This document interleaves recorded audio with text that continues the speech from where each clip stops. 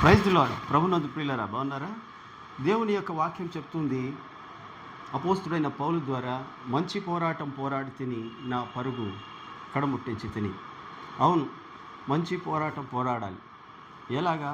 ఒక రాజంట తన దగ్గర ఉన్న పరిచారకుల్లో ముగ్గురికి 3 దీపాలు ఇచ్చాడట. ఆ 3 దీపాల్లోని ముగ్గురిని రాత్రంతా ఆరిపోకుండా కాపాడమని ఆజ్ఞాపించాడు. అయితే ఎవరి మట్టుకు వాళ్ళు దీపాలు పట్టుకొని, వాళ్ళు వెలుగుతున్న దీపాలు పట్టుకొని వెళ్ళారు. ఒక దీపము మరి ఒక ఆయన తుఫాను, జడివాన, గాలి, హోరు కాపాడలేకపోయాడు. రెండో ఆయన మరి ఆ యొక్క నూనె వేసేసాను, దీపం బాగా వెలుగుతుంది, అన్నీ అడ్డు పెట్టాను అనుకున్నాడు, వెళ్ళి నిద్రపోయాడు. మూడో ఆయన కాపాడాడు. అంతేకాదు, మరి దానికి అన్నీ అడ్డు పెట్టాడు, తను మాత్రం మెలకుగా ఉన్నాడు. నిద్ర వచ్చిన ఆ తుఫాను హోరు గాలిలోనైనా ఆ పక్కని ఎంత లోకము ఆకర్షిస్తున్నా ఆ రాత్రంతా అలాగే మెలకుగా ఉన్నాడు. ఆ మెలకుగా ఉండడం వల్ల ఆ దీపం కాపాడబడింది.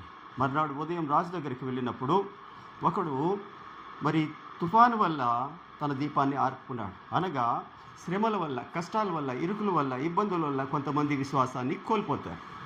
రెండవది నిర్లక్ష్యం వల్ల, ఐహిక విచారాల వల్ల, మరి ధన మోసం వల్ల, లోక ఆశల వల్ల నిర్లక్ష్యం చేసి తమ దీపాలు ఆర్పుకుంటారు. మూడో వాళ్ళు మాత్రము మంచి విశ్వాసంతో మంచి పోరాటం పోరాడతారు, పరుగు కడముట్టిస్తారు, విశ్వాసాన్ని కాపాడుకుంటారు.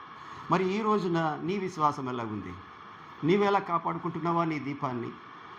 అంతం వరకు సహించువాడే రక్షించబడతాడని వాక్యం చెప్తుంది. ఈ రోజున నీ పరిస్థితి ఎలాగుందని దేవుని వాక్యం అడుగుతుంది. అలా చేస్తే ఏంటి లాభం అంటే, దేవుడు నీ కోసము నీతి కిరీటము సిద్ధం చేసి ఉంచాడు.